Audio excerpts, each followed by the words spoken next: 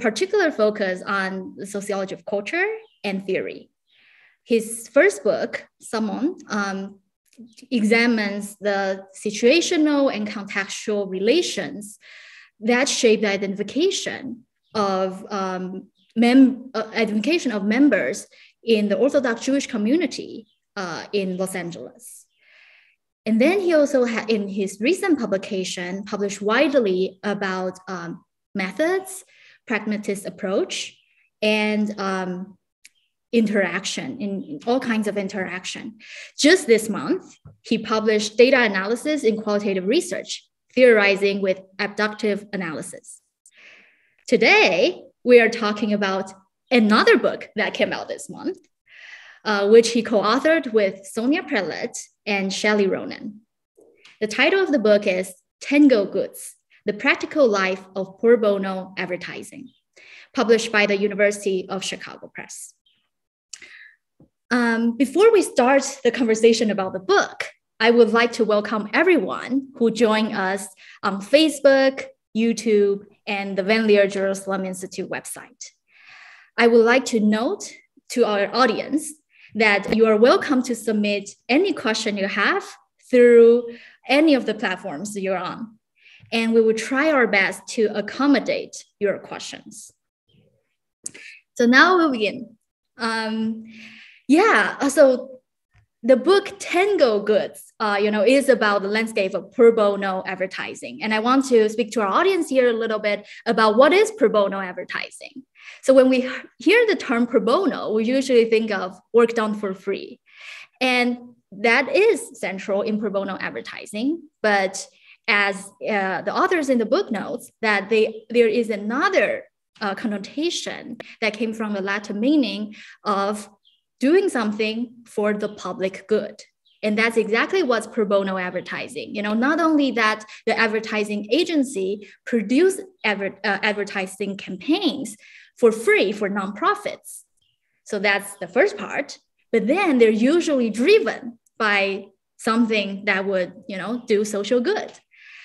And I want to start by asking you about the journey that led you to both advertising industry and pro bono advertising in particular, because at first glance it looks very different in terms of empirical fields and organization to what you have studied before. So what led you into advertising industry, and then what led you to focus then on pro bono advertising? So first of all, thank you very much for having me in this forum. And it's a little bit strange to speak in Israel in English. So תודה לכולכם שאתם כאן, ואני אדבר באנגלית, אבל אני יכול לענות לשאלות שנשאלות בעברית, ותודה. So just thanking everyone. So this project came about almost by accident. So I was a few years after work that I've done in the Orthodox neighborhood in Los Angeles. And I've done other projects during this time. I did work in Malawi, in Southeast Africa, thinking about the AIDS epidemic.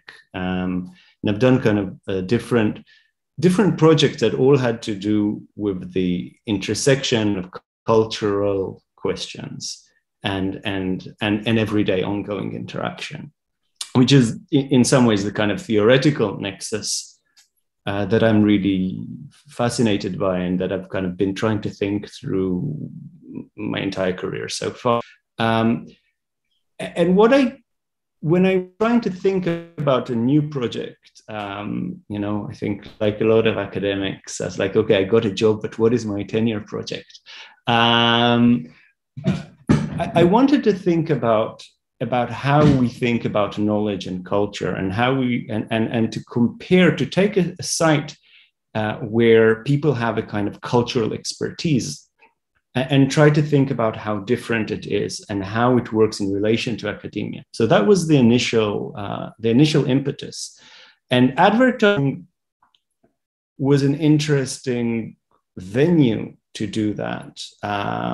Because it's an influential institution, it's a $1 billion industry. And it constantly claims to think of culture. But of course, it does so in very, very different ways. So that was the hunch. And I spent a couple of years trying to find a place that would actually allow me to conduct ethnography. I'm an ethnographer. I work better with interaction than I work with interviews. And I finally found a place, Deutsch New York, which, I have a draconian legal agreement with them, so I can say who they are. But one of the kind of top agencies in New York, and they let me hang out there for a year full time. Wow. And so I've conducted this ethnography, and as often happens when you do ethnography, what you think you're going to do and what you find go in really different directions. There's a kind of, and I think, even though, of course, as sociologists, we think we take the interactions we see in theoretical directions that sometimes the people don't quite recognize, but we have to engage with what they're actually doing, right? So, of course, my ethnography ended up being an ethnography of work and an ethnography of online expertise, which is what everybody there was doing. But then one of the things that I saw was that a lot of the people I looked at, and especially the creatives, but also the planners, were kind of the cultural experts, the people I was most interested in, were constantly doing these pro bono projects and talking about these pro bono projects. And something about the way that they talked about them captured my imagination. And initially I thought that I would do this little side project that will not take anywhere more than one summer. And I will look at this kind of and maybe write an article about it. And the problem is we do this work ethnographically, because as opposed to, for example, law, which is the other place that has huge amounts of pro bono work and where the term merges, there are no dedicated teams that do pro bono. Even in law, they're usually not dedicated teams, but in some law firms, you increasingly have dedicated teams. But in the advertising industry, it's something they do here and there. Like it's 2 to 5% of the work is pro bono on average. And so as an ethnographer, you can't really just constantly sit and wait for lightning to strike. Right. So I needed to think about a different way to do it. And I thought that thinking, broader and thinking perhaps in terms of interviews across different agencies would be a way to go. And I contacted 2 students whom I was working with, Sonia Prelat, who's finishing her dissertation soon at NYU, and Shelly Ronen, who finished and is now at UPenn. She runs a center at UPenn, at University of Pennsylvania. And they were both kind of theoretically thinking about culture, and methodologically they were interviewers. I said, okay, let's do it together. And they did it. And of course it took 5 years, and completely took over my life. But that's a good thing. Yeah. So it's a serendipitous encounter that turned into a beautiful book project. Hope so. Yeah. Yeah. So now we're gonna, try to disentangle the Tangled Goods for the audience. So there are many goods involved in pro bono advertising. One that may seem very straightforward is that it's a moral. It's a moral project for the professionals, right? Like they're doing something for the moral good, for the social good.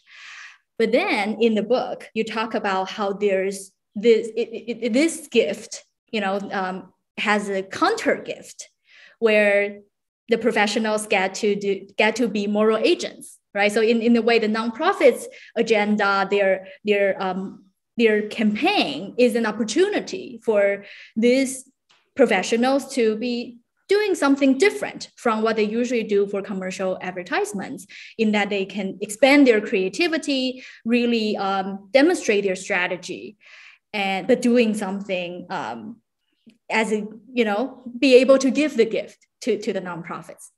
I really like this doubling of gifts as you describe, and I think it kind of captured two main goods that we can think of at the individual occupational level. And I think one of my questions when I look at this gift and counter gift is the power relations that usually shape the social science interest in gifts. So I wonder, so we have, all kinds of, maybe on certain projects, say climate change, we have all different kind of nonprofits. And so I'm curious about how these advertising agency select the potential recipients of the gifts.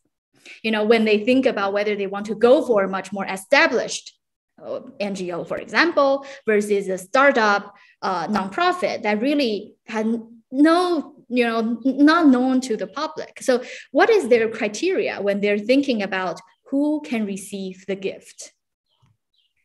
So let me say, just for the audience, so the whole kind of way that the book is organized, and this is kind of what this book looks like, is this kind of, are these different goods that are tangling and untangling in the kind of practical work life of these advertising professionals.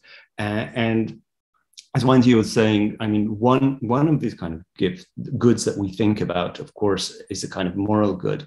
And the people that I've talked to were really adamant about it. And the people, these are big, a lot of these projects that we looked at are projects done in these huge agencies. And people I sat with, and Shelly sat with, and Sonia sat with, and we're I led this, but Sonia and Shelly's voices are very important in this. I just want to, people have said things like, look, I work for the gun lobby, I work for Lockheed Martin, and I work for ExxonMobil. I work for the bad guy. Like, just give me pharma and I've got like the unholy trinity. This is what I'm doing. I grab any pro bono opportunity that I have just so I can live with myself. That's one way. And then a lot of other people talked in ways that sounded a lot more like kind of almost comic book heroes. Like, with great strength comes great responsibility. This almost Spider-Man sensibility about that, which is, we have this cultural strength, we can use it for good. So that was a really important kind of discourse. And they were not only talking to me as an interviewer that way, and that's why starting with the ethnography was useful, because I heard them talking to each other like that, right? So it's not kind of like putting on a show for the naive interviewer. But then, of course, as you were saying, one of the things, if you hang out with any advertising professionals, the one thing they complain about most is how the client always kills their best ideas. Right? So you come with amazing, creative, off-the-wall ideas that you think, are artistically interesting, smart, funny, and then as one of the interviewees said, is like, then what they really want is a picture of cucumbers and a text that's saying buy fresh or something like that, and you're like, or my what pro bono allows you to do, and this is this kind of counter gift, it allows you to do this work that you always dream of doing, but basically very, very rarely are able to do. And so this becomes really important, and that's on the level of this kind of creativity and their image of themselves as craftsmen and women and as artists. But it's also, and this is something that I really didn't expect, it's also just sounds like Marxist alienation from labor. Yeah. You know, they say like in our usual work, we just take a tiny bit of the advertising, we work on it, and then somebody else takes it. Pro bono work, because of the structure of it, you actually follow the entire process, and often over many iterations.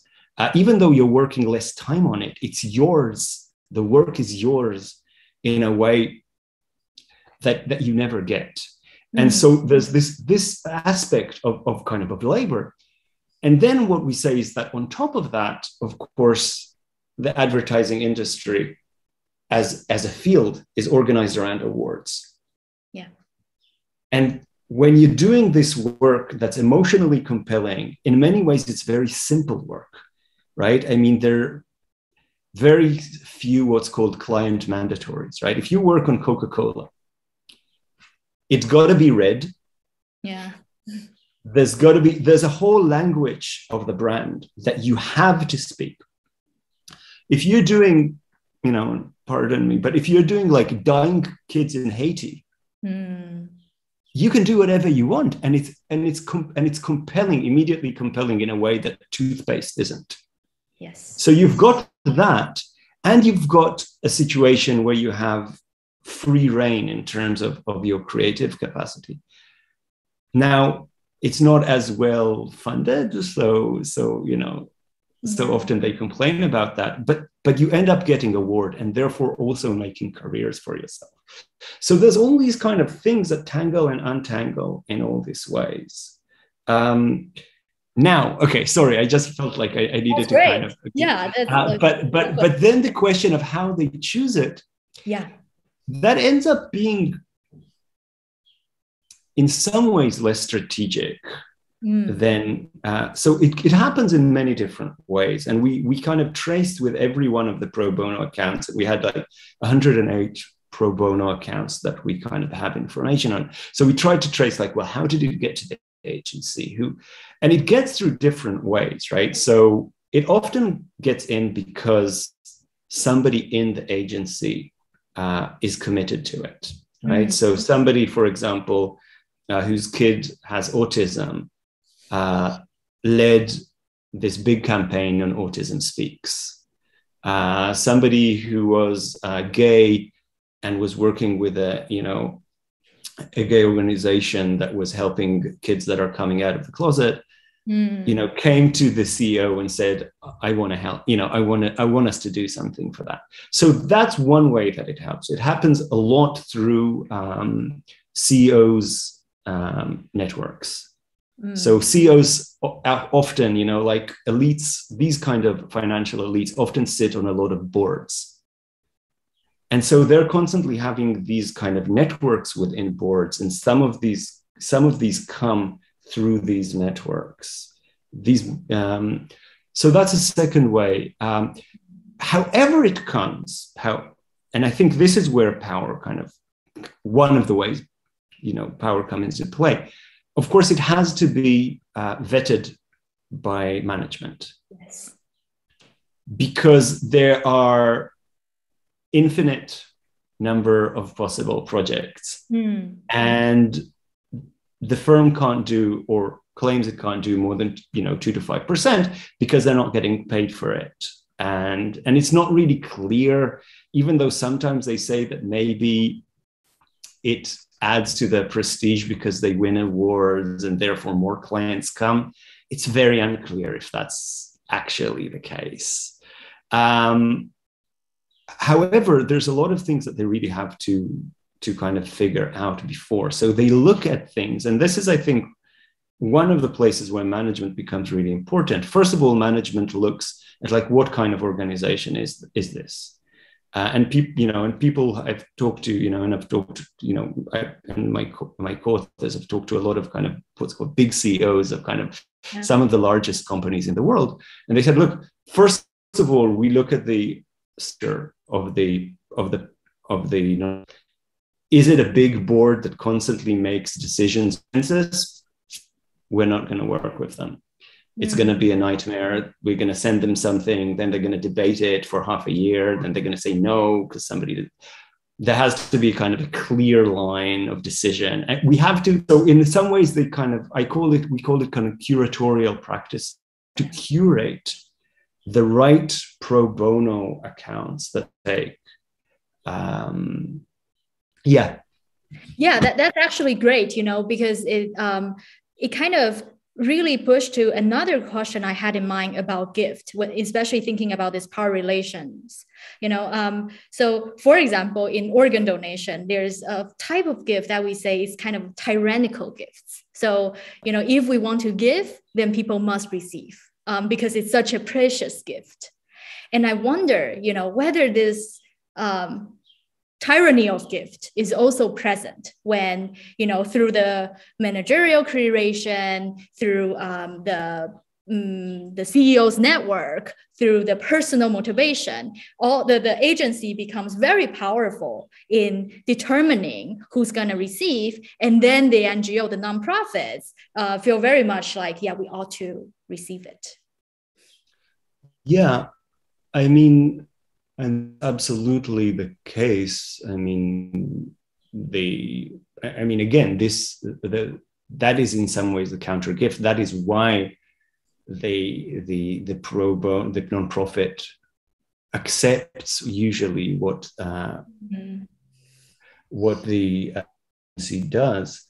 However, especially with small nonprofits, while it is true that they have little say about the kind, or relatively little say about the kind of creative campaign and what the campaign is going to look like. And look, we didn't interview people at the nonprofits, and maybe we would have heard stories but the few people we did contact, because we did contact a few people, gushed about how wonderful it was to have this and how thankful they were. And we did look a little bit about the effect, and especially when you're talking about small nonprofits, the effect of these campaigns is often dramatic. And again, we talk about it in one of the chapters. That's another one of the reasons why it's so compelling to work on these. If you're working for Chobani, right? If you have a 2% increase in sales, that is maybe because of the campaign that you did. Who knows, right? This is considered incredible. When you're working with these nonprofits, you're often talking about, our donations went up 2,000%. Yes. Right? Because they're very small, sometimes suddenly something goes viral, right? And donations start, they start raking in donations. It really does change, especially with small nonprofits. Successful campaigns completely change their outlook. Yeah. So in that way, it looks at least as if, while of course there are power dynamics, make it compelling for them, for the advertising professionals. I think there's this kind of relationship that is that's at least an interesting relationship and can't be reduced to power. Yeah, it's great that you mentioned, both the awards that's so central in pro bono advertising, because pro bono advertising tend to win more awards, catch attention of the professional committee that evaluate, who to give recognition to. And then you also mentioned how to evaluate the success of pro bono work through public recognition, right? Like through how many more people sign up to donate, how many more people retweet the campaign slogan. And this professional recognition versus public recognition is something that I think is very interesting and central in understanding the pro bono world. And again, I want to ask you, like in the in the interviews, do you feel like there's a preference in which recognition define more of the success of pro bono work, and whether different organizational actors evaluate the good either from professional recognition or public recognition more than the other one? Yeah. It's an interesting question. I think so. There's a few things that you can untangle here. So one is something, and of course, this is one of the maybe biases of the book. We mostly looked at successful campaigns. Yes. Right. So there are unsuccessful campaigns that nobody hears about because they don't go viral and they win no awards, etc., etc. But these successful campaigns are successful of different ways, right? So it's very different to say, oh, X number of people liked it on Facebook, right? Versus there's X donations. And actually, talking to your interest, one of the cases that we looked at is this campaign called The World's Biggest Asshole, which was an organ donation campaign, an incredibly successful organ donation campaign. It was done by the same company that does Geico advertising, which is an interesting agency. They really took the testing of the effects very, very seriously. Like how many more people signed on as organ donations or people organ donations. And there you have a situation where the kind of practical effects are very clear. And also, it won a bunch of awards. So these two things kind of work in tandem. But that really is up to the nonprofit, because the agency itself will not put more of its resources to do testing. From the agency's perspective, they're already putting a huge amount of work to do the campaign, right? To put in the additional work for testing of efficacy is something that they often don't do. So what you get are these easy measures, like how many liked it on Facebook? How many retweets did it get? Did it go, how many views does it have on YouTube? Now, these are a bit meaningless in some ways if you're thinking about the good that the nonprofit is supposed to be doing, right? If you're, let's say, doing a non-bullying campaign in schools, and you're saying, oh, it was a wonderful success, lots of people retweeted it. What does that mean? How does it change? How does that mean? And I think for me, that was really interesting, because if you're thinking about the relationship between how people test it, the kind of question of the accountability of it, and the question of the moral, in these narratives that they have, these narratives were really fascinating, because they often shifted from saying like, well, it's moral in the sense that it's a good and the good needs to be done, right? This almost Kantian morality. And then kind of switch midway and say, well, actually, we really all do it because we want our careers to flourish. But it's good because the consequences of it are good. But of course, think in these consequentialist terms. The consequences are often, it's kind of consequentialism with very vague consequences. So whether it works and how it works really differ among campaigns, and it's really up to the nonprofit. The question of whether it win awards, and there's all kinds of awards, right? There's also awards for efficiency, for efficacy. They usually don't win these awards, but they win these creative awards, which is, and these awards are crucial because they build careers.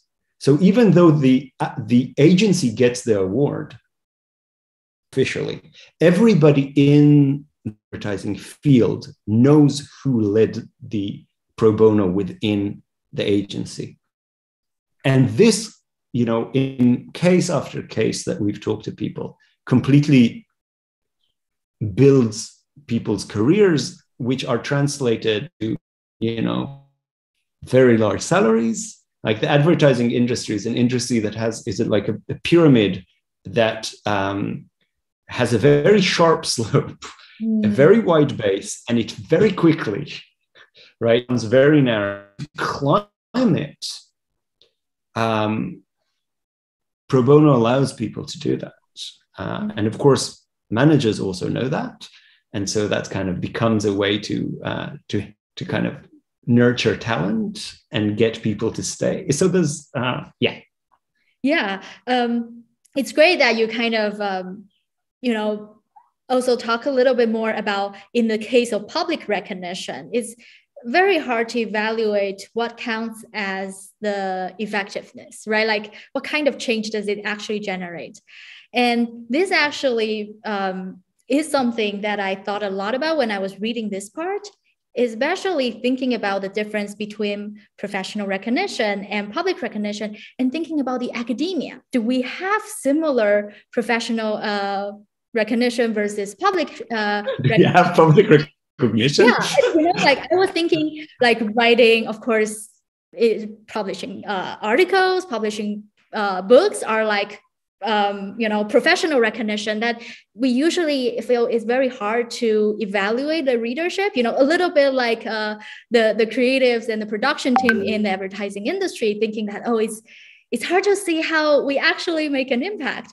But then in the case of this kind of pro bono work, it reminds me of this recent trend in the academia where, people kind of want to reach out to the public. So, maybe writing op-eds, doing podcasts, or like devoting into a public campaign.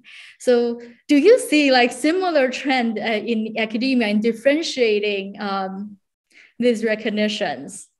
Yeah, no, I think it's actually very different things or very different kinds of fields in that way.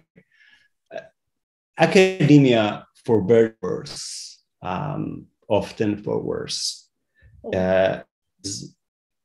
speaks very little, public, to the public. I mean, there are, of course, I'm at NYU, and NYU is actually a place where a lot of people do that a lot more. So, doing their books with trade presses, what's termed trade press, and then having kind of a large impact. But that comes with its own price, right? You have to work with an agent. The agent has a lot of say about what you do in your book and don't do with your book. Writing a proposal for a trade press is something that often takes people a year just to write that. To craft something that speaks to some kind of mythical public. Whether people want to talk to the general public or not, whether they even know if they're talking to our colleagues. We don't even really know that, right? Part of the reason that Google Scholar is so successful is it's basically, you can think about it as kind of the number of retweets, right? What does that mean? Half the things. Anyway, I can talk on and on about that, like all academics. But I think the question is a little bit different, in the sense that the advertising people are constantly in the public sphere, right? This is the public sphere. The question of what kind of position within the public sphere they occupy, I think is a bit different than the question that we're asking about academics, which is, well, are we talking to the public sphere at all? Or are we just speaking, to three other academics? That I think is a little bit different. I think you're asking which one is more important. And I think like a good pragmatist, I would have to say that it's situational. And at some junctures, of course, they're incredibly happy when they win awards. The Cannes Awards, which are awards, the biggest awards for the advertising agency, the Cannes Lions, not the Cannes. Yeah. Anyway, but it's in southern France. It's in Cannes. They go to Cannes. They have pictures on Facebook and Instagram of their selves in Cannes with the Cannes Lions. They get these jobs with 6-figure salaries. When they found out how much I make as an academic, they asked me nicely if I wanted to join the advertising industry. Oh, wow. So of course this is incredibly important, and the recognition of peers is important. This is kind of a field in this loose Bourdieusian sense of kind of different positions, and a kind of center. But then at certain points there would really, and especially this then profit question of actually the efficacy was incredibly important for some of them, and talked on and on and on in the interviews about how they saw the effects and whether the effects were what they thought they were, and got incredibly excited, and often incredibly excited about claims that seemed to me like they were a bit iffy, like somebody who was doing a project about Cambodian political prisoners, and they're saying like, and our campaign, and year after our campaign, X number of people were freed. I was like, whoa, but were they really freed because of your campaign? Yeah. But in some ways, they loosely felt like it might be. And we live in a world in which, establishing causality about anything is a little bit so they could tell themselves this story, and often with the organ donation, it was very clear. It was an incredible uptick in practical people who donated organs. So these things are often very important, but it's at different points in time, at different situational junctures. Yeah. So we've kind of disentangle quite a bit the workings of and the different tangled and untangled goods, and now you mentioned situation, and that actually leads to another set of question I have, more about the structure that shaped the motivation of doing good. And one thing that you already I think hinted at is about this managerial curation. Where in some big companies, we even have a whole department evaluating which proposal might win the award, which have the best chance of doing good, but good in multiple ways.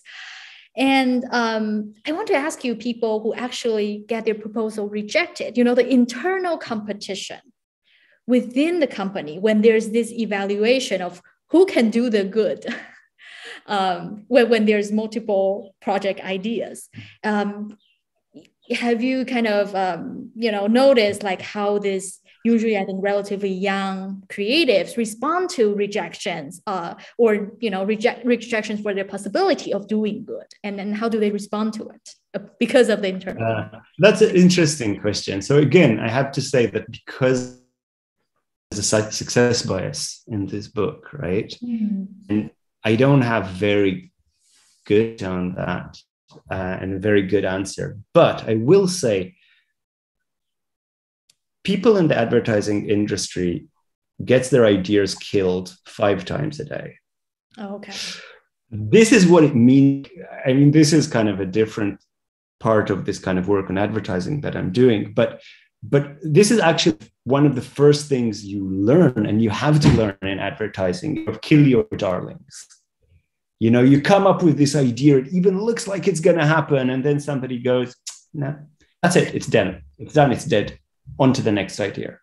So this is not unique to kind of the pro bono. This is advertisers' lives, right? Advertising professionals' lives. So I don't, so it might be that some people were crushed by the fact that their cause was not taken up, but they were crushed by 10 other things earlier that day. And that's, you know, part. And they did manage to get to do some work. But I'll say something else we think as important, if not more important, which is the place of the internet in that whole thing. So, you know, until the 90s, until the rise of the internet, yes, there was some pro bono work for advertising, but it was very little. And the reason is very prosaic. The reason is that you have to buy a spot, right? You have to, are you going to put it on a, you know, on a billboard? Are you going to have it on the TV? Are you going to have it on the radio? This media buying, it's huge. It's huge amounts of money. This is exactly the money that the nonprofit doesn't have often. Now, the advertising agents will give, you know, the hours, right? The actual labor. And sometimes, and you know, we'll also do the production of the ad, but they will not do media buying, right? That's a whole other story. Yes. The thing that allows pro bono to be what it is in the advertising world today is that you can put stuff on the internet basically for free. I mean, there's of course buying Facebook, but you don't get paid media. It's all what's called in advertising speak organic, right? Which means that it's unpaid. It's not the stuff that appears on your Facebook because some company paid a bunch of money so that it would appear between the feeds that you have, right? This is something that somebody has to actually send, like, retweet, you know?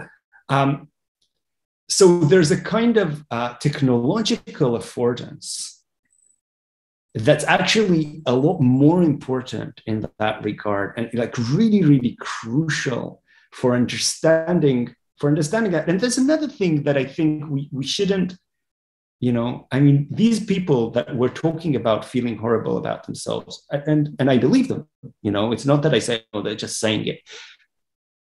But before pro bono became big in advertising, it's not that there were no advertising professionals, right? It's just that they couldn't do that. And therefore it was not part of their world of possibilities, right? And so even needing to kind of cleanse your conscience is the possibility of even doing that. The ability to need that is something that's historically emergent and is not just something like, oh, everybody needs meaning. No.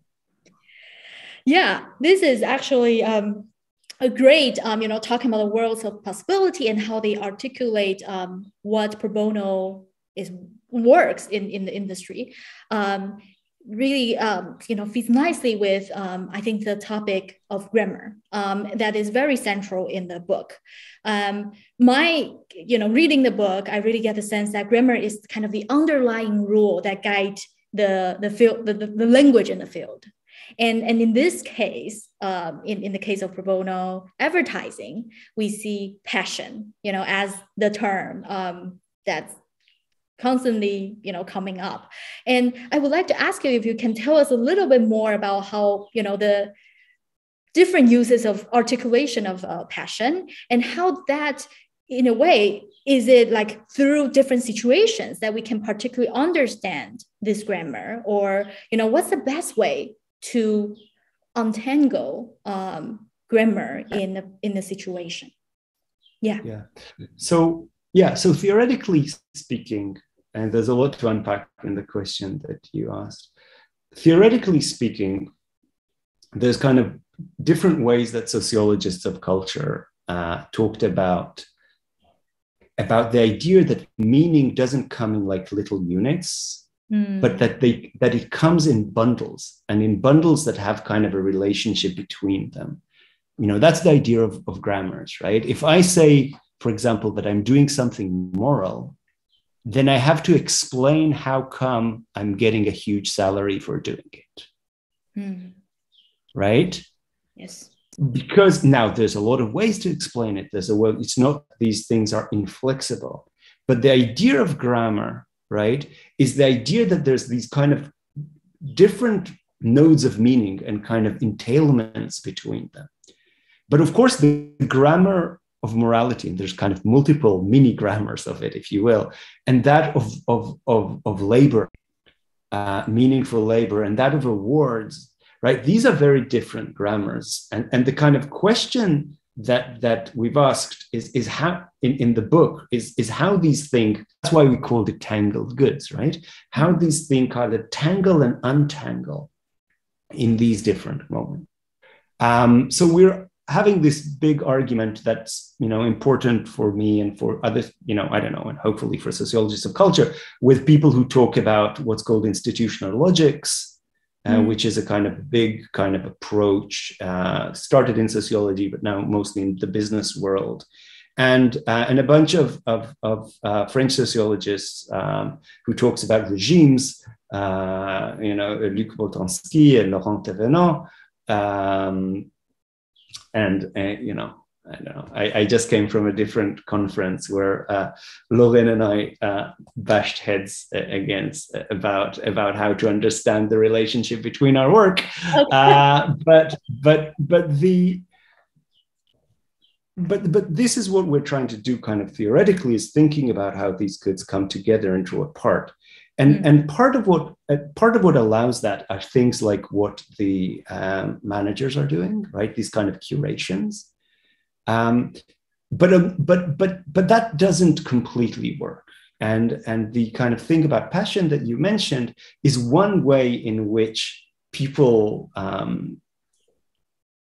move between goods and tangle goods, because everybody talks about passion. Their passion is to do this kind of work. But of course, everybody nowadays talks about passion constantly, right? I mean, I'm the director of graduate studies at NYU, so I sit on the admissions committee every year. Every second statement of purpose that I have read is, I have a passion for sociology. This passion is deeply passionate and has been passioning all the while, right? I mean, so we're constantly even required to have a passion, right? If we say like, oh, I do it because that's my job, it pays the bills, there's something morally suspect about us almost, right? So it's not that surprising that they talk in the passion. But the thing about passion that's really, really interesting is that it's not quite clear a passion for what. Like, what about it is your passion, right? If you're saying that you're having this passion for this project, are you talking about moral passion? Are you talking about the fact that, because it's a term, if you want to kind of go analytic, it's a kind of term of cathexis, it's a term of kind of emotional investment, right? Passion, right? But it leaves what the thing is that you're passionate about very unclear. So you can even see in the interviews, and this is what's so fun about working with empirical materials. It's like, somewhere around the sixth time that we read all the interviews, we just realized that everybody was using passion. And we're like, wait, let's just look at that for a second. And you could see how it transitioned in the interview itself. They're talking about, well, I have this moral passion. And of course, I have a passion for lettering, like the shape of letters. And it's like, wait. Like that passion become this passion. Yeah. And then, of course, people could say, well, it was a hard project. So we had to go back to the nonprofit and said, we lost our passion. Right? So, yeah.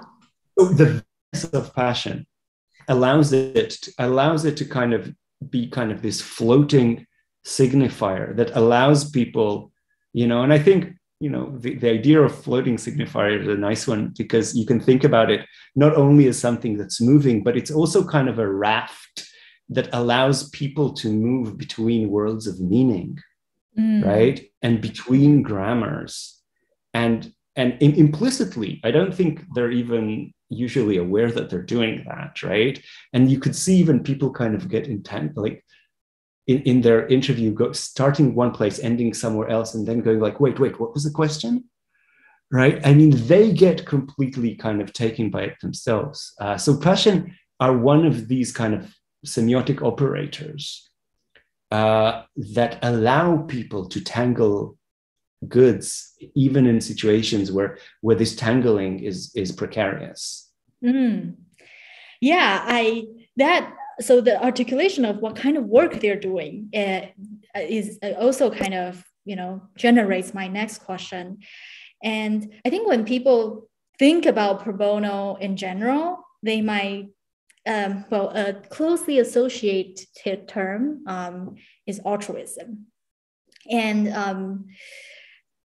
I wonder, in reading the book, right, like kind of in what ways are, people thinking about pro bono advertising as altruistic work, if at all? And how is it in relation to the different goods? Or, kind of in the book, in the theoretical framework, you talk about the Weberian polytheism, right? Like we now have multiple goods, maybe rather than just like one altruistic motivation. Is that, is this kind of different values capturing better of how we are now understanding this kind of work for public good? Or is there still something altruistic behind this? And what's the relationship between the two? Yeah, altruism is one of the words that make me feel a bit uncomfortable. Mm-hmm. In the sense that, so it immediately, I find, a little bit throws one to a kind of debate about whether some things are really selfless or they're kind of selfish things under the selflessness. And it becomes very quickly, in my mind, a debate that's kind of a bit boggy, a bit like a swamp, that kind of definitional swamp. I think in the way that I'm thinking about it, at least, this would be part, or I think what you're thinking about in terms of altruism would be part of this idea of the moral good, right? That these things need to be done because there are people suffering out there and I can help them. And if I give a few hours of my life, that's fine. If I can help these causes, whatever these causes are. And again, I don't want to be, I think a lot of people who've kind of read drafts of the book and who I've talked to about this push me a little bit to say that underneath what looks like moral reasoning, there's the deep handmaiden, advertising as the handmaiden of capitalism. It's their selfish, it's all about these other things. And often when I tell people about, the awards and salaries, they're like, aha, here is the real story. But this to me is simplistic. It is a real story. And I don't know if they would do it if there would be no awards and nothing in terms of careers. I have no way of knowing that. These things are tangled.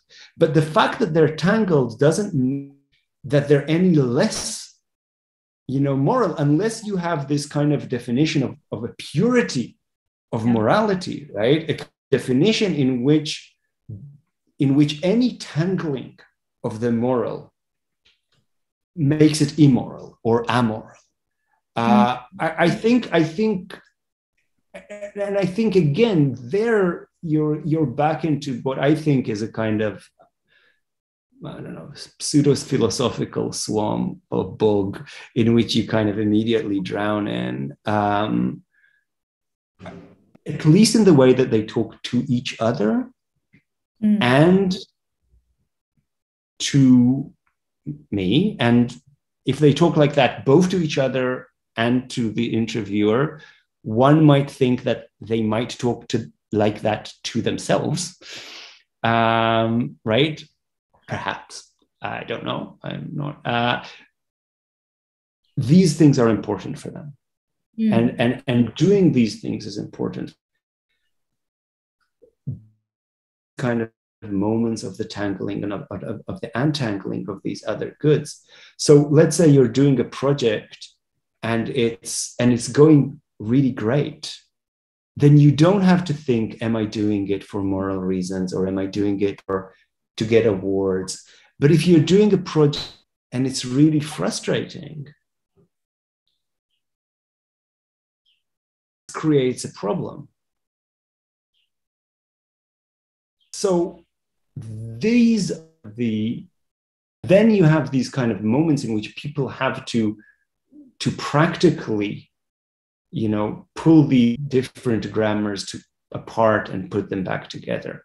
So I think the moral exists, but it always exists in relation to these other grammars. And thinking, and this is part of kind of my argument with people like Laurent and other people who think about these different regimes as if their natural, their natural form is a kind of a pure form. Yes. And the reason they think that is because they start with a public debate. They start justification. And when you're in a public debate, then the kind of purification is really important. In advertising as well, I mean, a lot of projects followed were in The Guardian, CNN, all these big, because they were very successful projects. And they got there, it was all moral. It completely purified of all the other goods.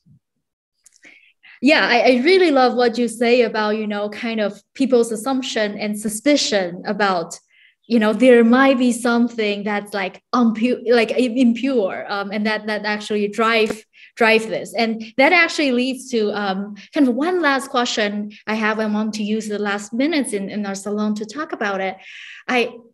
Doing something in health and medicine, it's really fun to read your book in a way that how I see, and you also in conclusion, talk about how the current trend in advertising industry doing pro bono advertising is a little bit like, in law firm, we see similar thing, pharmaceutical companies also trying to expand their market while, doing good by giving particular kind of medicines to developing country. But in healthcare and care delivery in particular, so in those fields, like advertising, pharmaceutical company, and law, we see that there's this looming in of capitalism, and it seems something very evil. And pro bono is the general understanding, right? If we don't look at the Tangled Goods, then it seems like, pro bono is a way out and escape. But there is the other end on the healthcare side, where there is a resistance against commodification. So it's like we are, healthcare delivery was and supposed to be something always immune from capitalist world. And if ever, we are being influenced by marketization, commodification, then we're losing our morality. So it's almost like a contrast. That's the contrasting trend I was talking about. So in the book, when we have the professionals talking about how doing pro bono, sometimes they feel like it's saving their souls. And I immediately thought of how in care delivery, talking about the commodification of care, doctors say, we feel like we're selling our souls. How do you think about, this? I think in the end, it actually comes together nicely from different direction, that the goods are actually tangled, either as resistance or as an escape. Yeah, what do you think about this? That's really interesting. I mean, you're right, obviously, that at least as in the way that these fields are organized today, medicine can be considered a non-commodified. I mean, of course, I live in the United States where the thing is completely commodified, but and advertising always been. I mean, it is about good, right? Mm-hmm. So, I think, and this is what we were trying to do in the conclusion, in thinking about different cases. I don't think the tangling and untangling would be the same. Mm. I don't think it would be, if we're thinking about big pharma, it's not going to be the same. It's not, and we actually did some pilot interviews with people in ExxonMobil to think, and they were talking about looking at renewables as a way to fight. I mean, but what is tangled and untangled will be very, very different. Right. So what we don't want to say is like, oh, now I told you about advertising. It's going to be the same tangling and untangling in any other field yet. No, definitely not. Different things would be tangled. In medicine, there will be probably a question of, are you working on interesting cases or are you doing routine work in hospitals, for example? Yeah. What's the play? There's other different kinds of questions going to be the kind of things that are tangled and untangled. But as an approach, the question of starting with a world of tangled goods and seeing how these things then practically in different situations draw apart and come together, I think is a way of thinking about very different work. And actually, in a weird way that I really, as a bunch of my students are doing work in healthcare. And to a certain degree, of course, what they do have nothing to do with my work, but the approach is very similar, which I think is what makes it productive, hopefully, for them to work with me and interesting for me to work with them. Very nice. Yeah. Once again, I want to thank Iddo for, accepting our invitation and being the guest of the Polonsky Salon. Actually, in a kind of pre-salon conversation when I was introducing the book, a friend asked me, if this salon can be a pro bono advertising for the book. And and I told him that the insight we can get from the book is that maybe we will see how the book selling is happening immediately after the salon evaluation. Yeah, I share the royalties equally with Sonia and Shelly. So even if it does really well, we might be able to get a yearly coffee out of it. Oh, nice. Okay. Yeah. Thank you once again for your time, and I really enjoy the conversation. Thank you very much, and thank you everyone for joining us online. Thank you.